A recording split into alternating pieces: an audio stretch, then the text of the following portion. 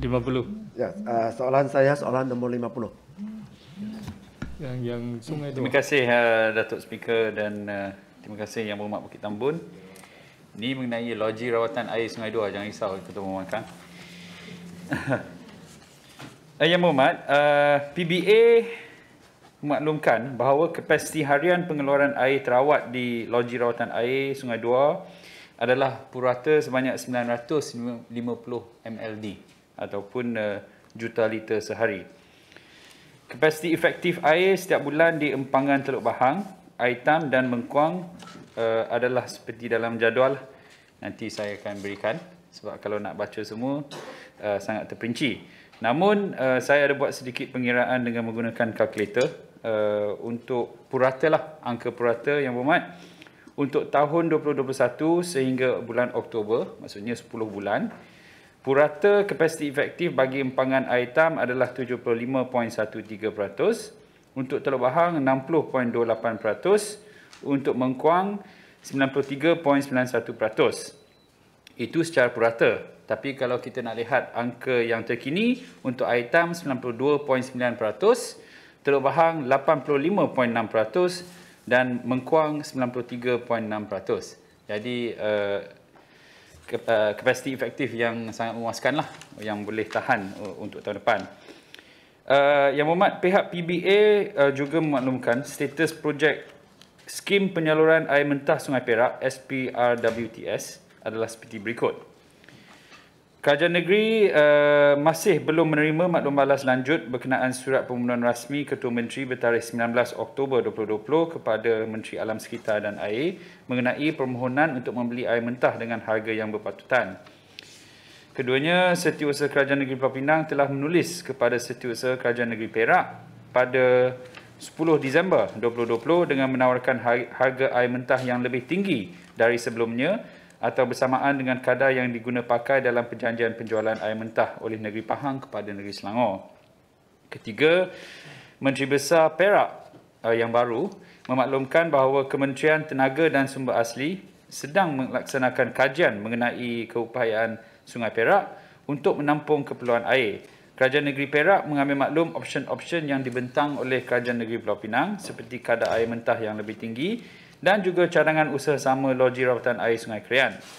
Kajian dijangka siap pada sepatutnya dah siap lah sekarang ni, dan selepas kajian siap maksudnya akan ada option-option yang akan dipertimbangkan oleh pihak kementerian, juga Kerajaan Negeri Perak dan juga Kerajaan Negeri Pulau Pinang.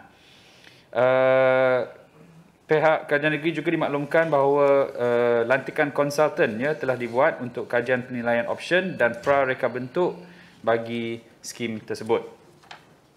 Yang Berhormat, akhir sekali pihak PBA memaklumkan perancangan untuk merawat air mentah Sungai Perai dan Sungai Juru adalah melalui skim bekalan air Sungai Perai yang bertujuan untuk memanfaatkan Sungai Perai sebagai sumber air mentah tambahan untuk Pulau Pinang. Walau bagaimanapun, kajian kejuruteraan sebelum ini menunjukkan air mentah dari Sungai Perai mungkin tidak selamat dirawat dengan menggunakan teknologi rawatan air konvensional. Ini ekoran daripada pencemaran yang terlalu tinggilah. Oleh itu, skim ini akan meneroka kemungkinan menggunakan teknologi rawatan air yang alternatif untuk merawat air mentah dengan selamat. Sungai Juru pula tidak dapat dipertimbangkan sebagai sumber air mentah kerana kualiti dan kuantiti air mentah berada pada tahap yang tidak mencukupilah. Pihak BKSA pula turut memaklumkan bahawa Kerajaan Negeri sedang melihat potensi Sungai Perai sebagai sumber air alternatif bagi memenuhi keperluan rakyat di negeri ini. Walaupun kapasiti air Sungai Perai tidak mampu memenuhi keperluan rakyat secara keseluruhan, namun dia akan menjadi sumber tambahan. Terima kasih, Yang Berhormat. Soalan tambahan, Datuk Speaker. Terima kasih, Tanjung Munga. Memandangkan sudah lama projek skim penyaluran air mentah Sungai Perak tidak dapat dimuktamadkan, bolehkah kita membina loji rawatan air Sungai Krian? Itu soalan pertama. Soalan kedua, memandangkan seberang Perai Selatan, terutamanya Don Sungai Aceh, Taman Seluling Emas di Don Sungai Bakap dan juga sebahagian Don Jawi menghadapi masalah tekanan air yang rendah. Adakah PBA bercadang membina tangki-tangki air untuk meningkatkan tekanan air dan juga sebagai strategic storage tank seperti empangan Mengkuang, tetapi ini lebih kepada bentuk tangki air bagi tujuan kecemasan semasa musim kemarau. Terima kasih. Terima kasih Yang Muhammad atas soalan tersebut.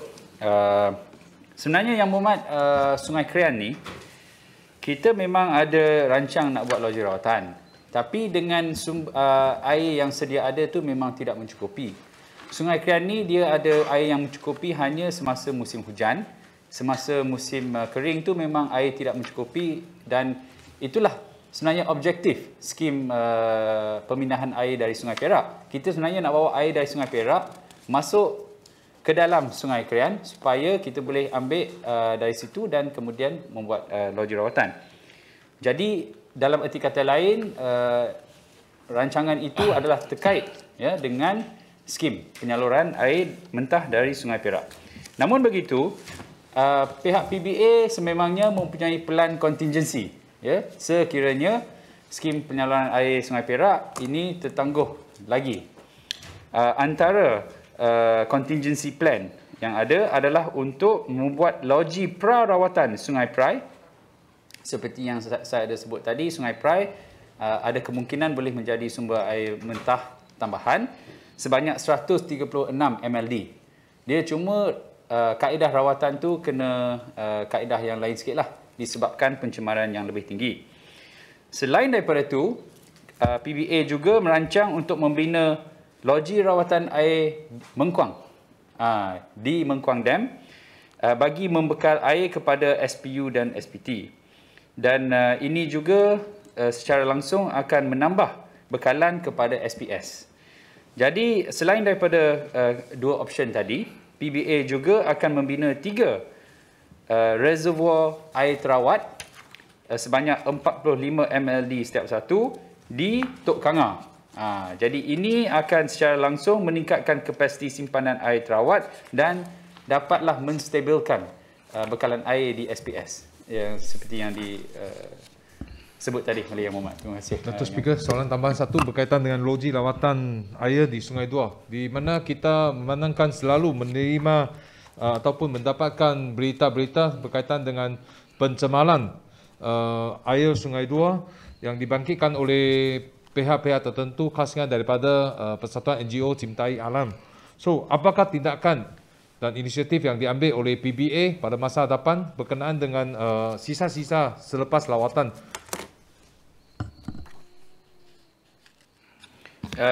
Terima kasih Yang Muhammad.